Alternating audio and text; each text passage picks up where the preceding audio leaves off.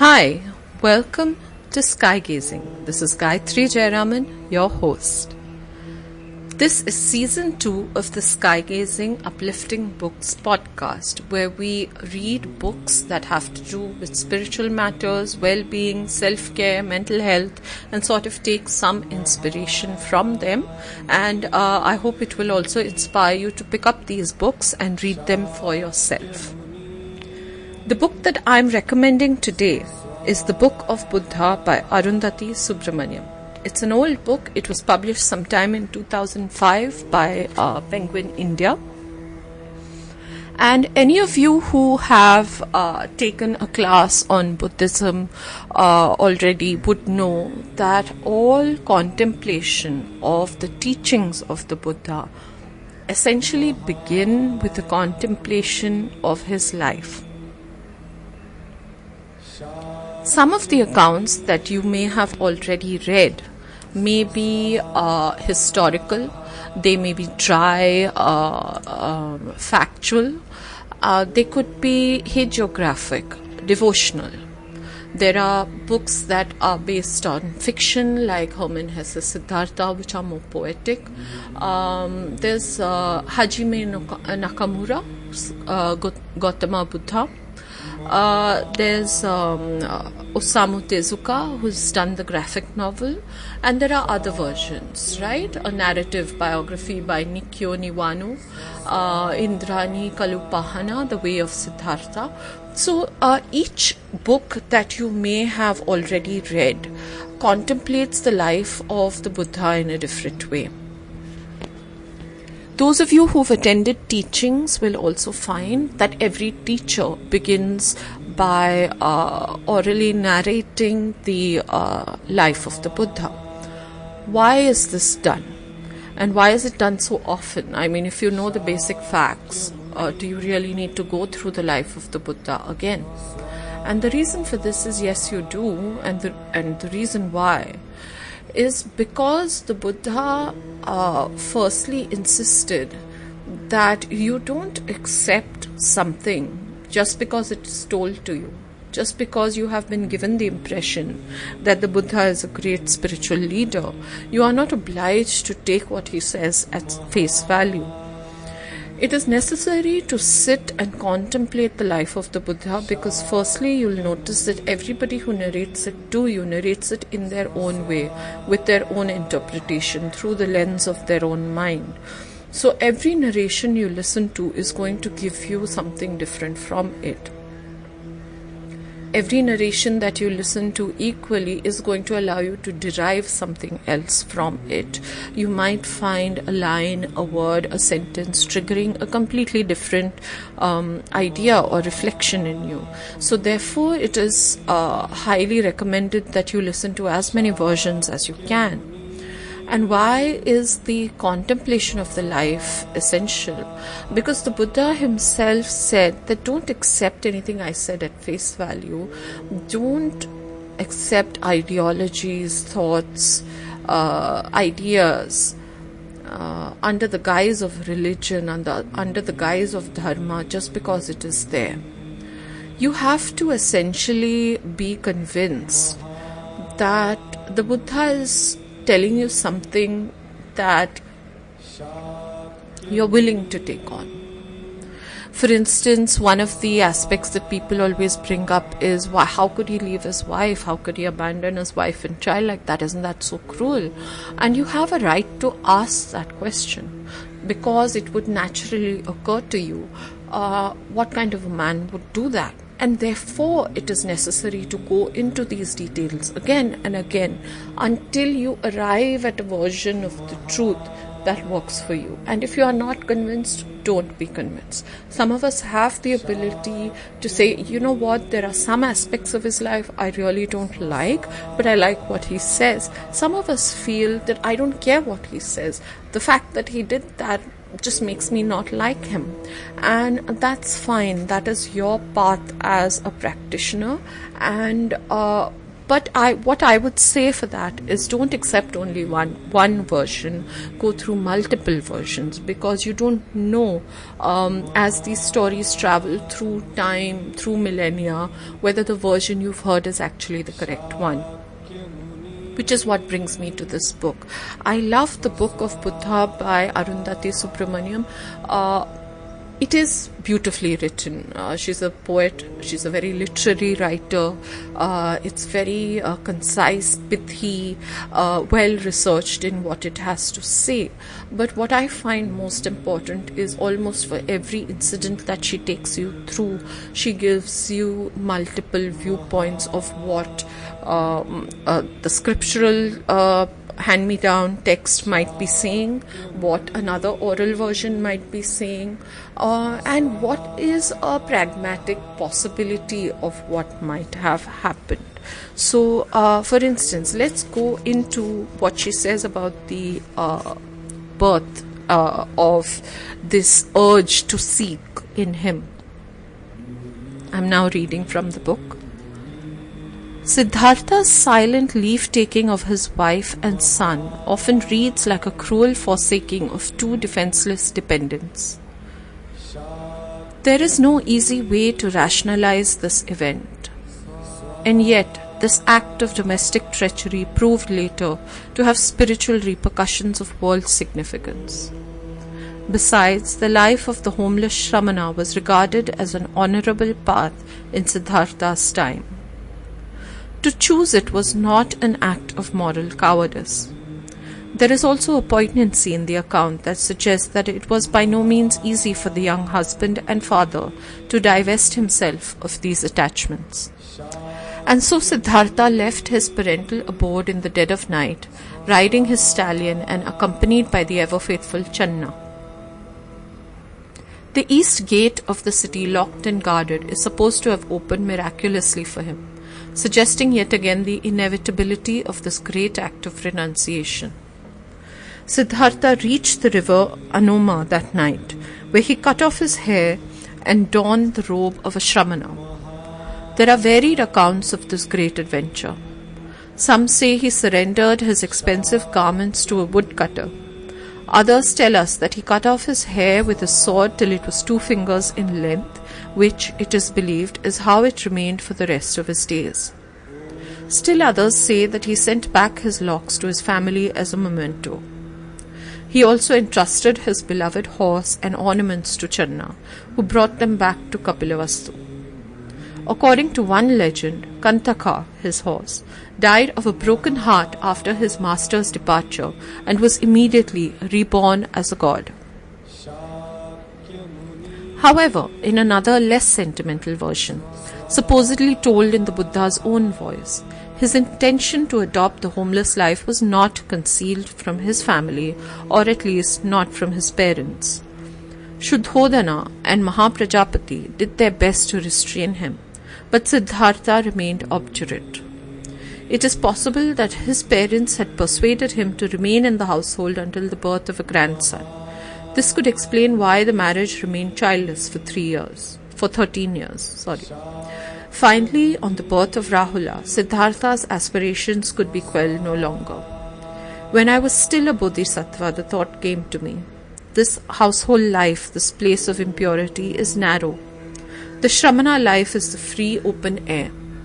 It is not easy for a householder to lead the perfected, utterly pure and perfect holy life.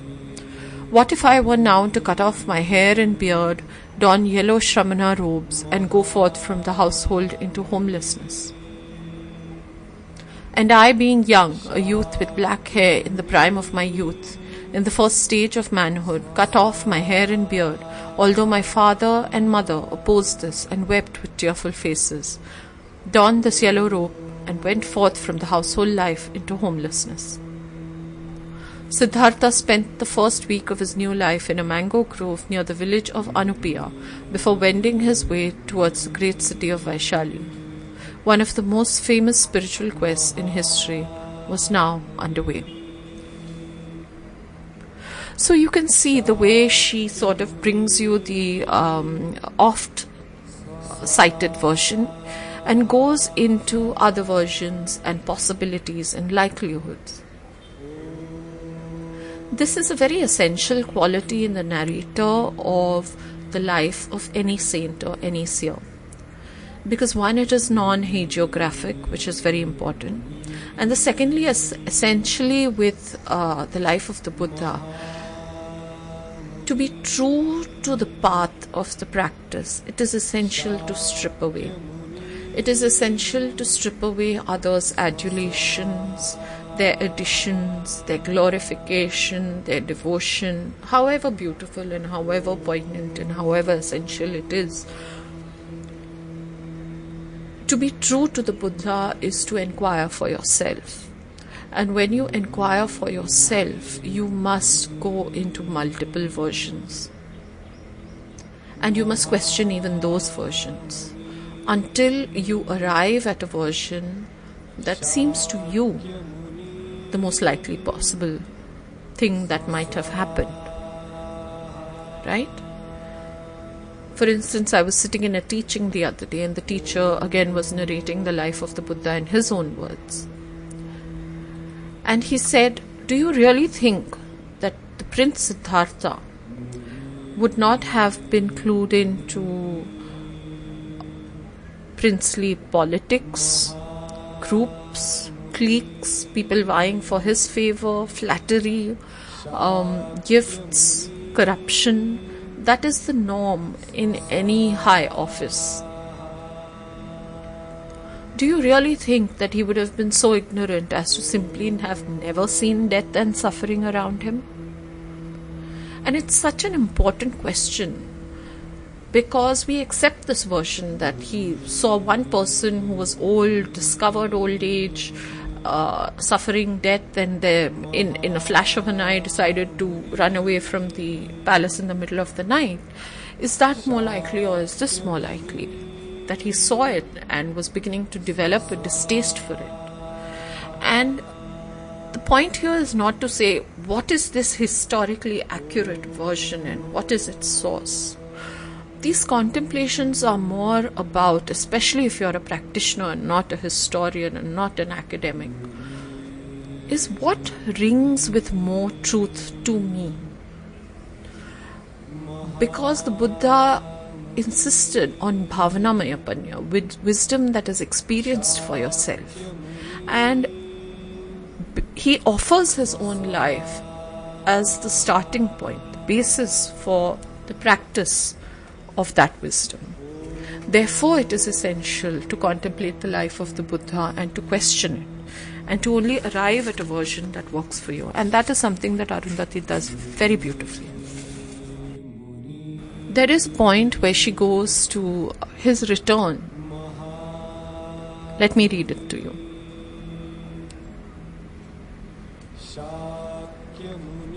Perhaps the most poignant moment of the visit, also an index of how far the Buddha had journeyed from his past life as householder, was when Yashodhara sent her young son Rahula to his father with the words, "That is your father, Rahula. Go ask him for your inheritance." There is pathos in these lines. If one listens closer, one can also perhaps hear fury, impotence, seething irony. The words draw attention to Yashodhara's life in the past 7 years, condemned to premature widowhood, a single mother, trapped in her husband's home without the consolations of a lover and companion. Did she nurse a flickering hope that the Buddha would be shamed into some awareness of his neglected parental obligation? If she did, she was to be disappointed, for the man before her was no longer the Siddhartha she had once known. This was the sage of the Shakyas, whose compassion now extended beyond narrow familial frontiers to embrace all of humanity. Rahula was not exempt either. The Buddha looked upon him with a gaze of aloof benignity and blessed him in the most gracious way he knew. He asked Shariputra to ordain him into the monastic life. Not surprisingly, this evoked a storm of consternation. Shuddhodana finally implored his son not to admit children into his order without parental consent. The Buddha acquiesced, but in the case of Rahula, it was already too late. He had already joined the fold, his ordination having been sanctioned by none other than his own father. So you see this beautiful narrative that she weaves of the Buddha as a man, as a son, as a husband, as a once householder, now monk, now sage, enlightened, attaining Buddhahood, Bodhisattva to the world, but also keenly conscious of his responsibility. He returns to his home. He offers them the greatest gift he has, which is his knowledge, his enlightenment. So he is not really the irresponsible fly-by-night operator, which is where the concept of the Bodhisattva arrives from. It is not sufficient to simply gain knowledge. You can sit cross-legged in the woods under a tree for months on end and come to a spot of enlightenment. But what you do with that enlightenment is actually the life of the Buddha. How do you go back? How do you include people? How do you give the gift? How do you confront the people who you have wronged on the material plane? To them, they feel abandoned. Are you able to go back and look them in the eye? Do you understand that even though you may be the Buddha, you also have to consider the material plane, that you cannot just take children away from their mothers, that you have obligations and responsibilities? Somewhere else in the book, she also talks about how he managed the politics and the bickering and the infighting amongst his own lay monks. He would never correct through punishment. But when things got really hot and heated, he simply walked away into the woods until the monks realized that the Buddha is gone, and if we don't stop bickering, he's not going to come back. And so you see these kind of learnings and teachings that are not simply about high philosophy, but about how to live, how to value yourself, reflect on yourself and your actions, the impact that they have on others, is such a vital part of the narrative that I feel often gets left out in much more hagiographic versions. There's a beautiful Zen story that Arundhati narrates halfway down the book. "What is the Buddha?" asked a student. Pat came the Zen master's answer. "The cypress tree in the courtyard." This inimitable Zen story that reminds us yet again that the turning around is often about being able to see through the subtle self-deceptions of a world where even spiritual quest can give rise to its own brand of posturing. The turning around is about consciously abandoning the habitual intellectual fig leaves of consistent theory, unassailable argument, and comforting self-definition, by which we conceal our own reality from ourselves.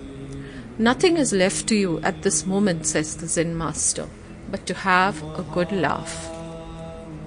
So you see, the great value that Arundhati adds to the facts of the Buddha's life that we already know are from her immense reading, her research, and her ability to bring together these varied strands, stories, anecdotes, insights, and apply the Buddha's teachings to them.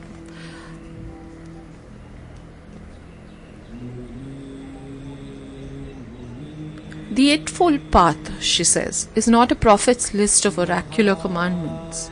It is much more a physician's series of rational, non-sectarian guidelines for a life of dignity and meaning, one that awakens us to our true nature. The ethical life it advocates is consonant with the Buddha's analysis of human psychology, which explains why some contemporary Buddhists see it more as therapy than doctrine. This is a line that very much appeals to me, being a counselor and a mind-body-spirit therapist.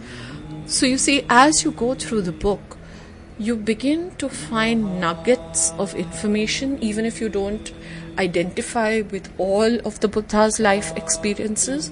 You find one line, you find one nugget, you find one chunk of information that explains to you why you are here. It doesn't entail a denial as much as a cultivation of certain aspects of the empirical self in order to lead to a realization of its essentially fugitive nature. These are right view, right aspiration, right speech, right conduct, right livelihood, right effort, right mindfulness, right concentration. The first two factors are clearly intellectual and volitional. The next three are concerned with moral living, and the last three are concerned with the contemplative life as a means of cultivating unconditioned awareness, wisdom, or prajna. And so the cognitive, the ethical, and the existential blend seamlessly together to offer a timeless paradigm for integrated living, relevant across cultural and historical contexts. And so you see, Arundhati's reading is not merely history. It's not merely what is the truth. Tell me the truth. What did the Buddha actually say? Because let's be honest, none of us actually know what the Buddha actually said. He lived in a time where oral history allowed versions to be diluted, manipulated, passed down. And yes, there were systems of learning, but anybody who's played a game of Chinese whispers knows. Things mutate. Things evolve, perspectives change. It's possible to look back and pass judgment on many aspects of his life that don't work for us anymore. But the point is that the Buddha prevails. The Buddha prevails in our imagination. The Buddha prevails in our need for direction. The Buddha prevails in ways that are deeply, deeply relevant. And Arundhati tells you why those are relevant, how they are relevant. Some of you may have already heard the example of the burning house that I'd like to close this podcast with this. I'll just read this from the book. What would you do if your house were on fire? Conduct an investigation into the causes of the devastation? Sit down to pray that your life and possessions be saved? Make a list of all that you are about to lose? Analyze the chemical composition of fire. Ponder the state of your future life. Draw up an architectural blueprint for a new home. The questions are, of course, rhetorical. The answer, obviously, none of the above. The burning house is one of the most evocative metaphors employed by the Buddha to impress upon his listeners the urgency of the need for liberation. It also reveals the ultimate futility of all metaphysical speculation. The nature of the first cause, the essence of the transmigrating self, the existence of the nounamon, all these questions are consigned to the realm of cerebral gymnastics, navel-gazing, idle procrastination. The only meaningful option in an existential crisis is to take immediate and decisive action. The burning house is the metaphor of a pragmatist, not a pandit, of a spiritual activist, not a theologian. And yet, the Buddha would not have you believe that he is the heroic fireman, the douser of flames. He does not promise to rescue you. He trusts you to be able to do it yourself. His role is to show you how. Although the obvious solution is to leave the burning house, the Buddha's message is clearly not one of facile escapism. What he proceeds to offer is not the dogma of defeatism, but a license to self-determination. Leave the site of the catastrophe, he suggests, but not in a state of uncontrolled panic. Remember that the fire can be mastered, but first it must be acknowledged. I hope this podcast and these selected readings inspire you to pick up the book yourself. It's The Book of Buddha by Arundhati Subramaniam, published by Penguin in around 2005. It's inspirational, but it's also contemplative, which I think is a far superior quality. It gives you your options. It tells you where to look. And it gives you the space to use the writer's reflections and meditations as a basis to formulate your own. And I think more than anything it actually says, this process that she takes you through sort of lays the ground for how to think about the Buddha. So, do pick up the book, Do leave me comments or email me on what you think. And do join me for the next edition of Sky Gazing Uplifting Books. Hopefully by then I would have finished Pavan Verma's The Great Hindu Civilization, and I'll have my opinion and readings from that for you. See you soon.